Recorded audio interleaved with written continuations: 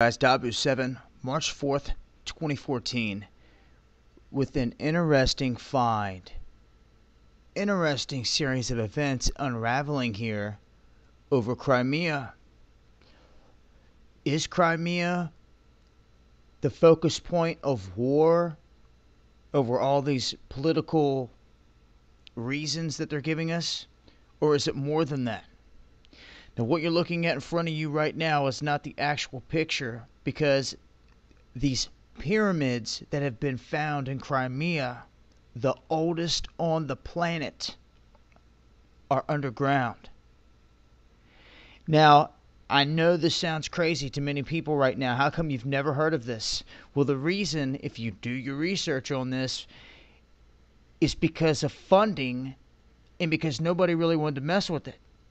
The guy that found these was looking for water, building different contraptions, and stumbled upon these pyramids by accident and found a shaft that went straight down into the middle of one, where they claim also that there was the mummy of an unknown creature. That makes the story even more interesting. Like I said, you can Google it and look up many links.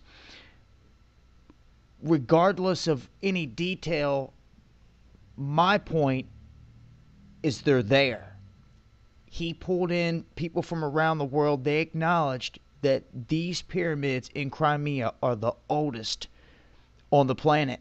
But they're buried by sediment, clay, and one of them is underwater, as you can see right here. Now, how interesting is it that all of this stuff breaks loose about the Ukraine, and Russia doesn't rush across the border to secure its pipelines or anything else? They swoop into this one area right here in Crimea and heavily fortify this whole end. And where is Russia's huge fleet based at? Right there. This is the shaft that leads down to the top of this pyramid. They said that it's got a truncated top, kind of like a Mayan pyramid, but the outside shaped, not stepped, but slanted like a regular pyramid. Now, they can't get any precise photos of this, like I said, because it's underground, just by using equipment.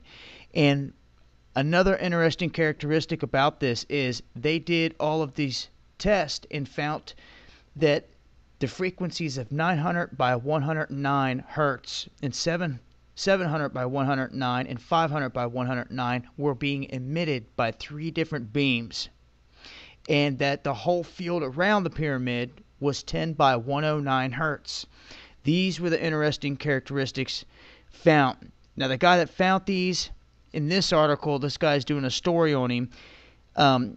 He touches on it from, an outside perspective and gives his honest opinion that they're there, but he also devils in some of the claims that, like, this guy that found them right here says that there was 30-some pyramids found all across Crimea, but these were of the most significant right here in this region. Now, all of this information is just mind-blowing. You can't make this stuff up. Here we have World War III about to break loose, and you want to tell me that all of a sudden the world's oldest pyramids are sitting right at the heart of this? And you've got more Russian troops centered down here defending this whole block than anywhere else. They've got some posts up here by the border, but they are hunkered in down here around this. It's just an interesting observation, to say the least. And I'm going to tell you this. I know soldier buddies straight up that were in Iraq and came back and have told me that they pulled things and dug things out of that desert in Iraq that are not supposed to be known by man. And you do your research, you're gonna find they found what was it? The burial place of Gilgamesh in the ancient cities in Baghdad. All of this stuff they've uncovered. They're going to war to find these ancient technologies, in my belief. And like I've said it before, and I'll say it again, these pyramids had a lot to do with something in the balance of this planet, and it's being kept secret big time. I'll leave links to all this, guys. Literally, just breaking ground on this. Underground pyramids, the oldest in the world.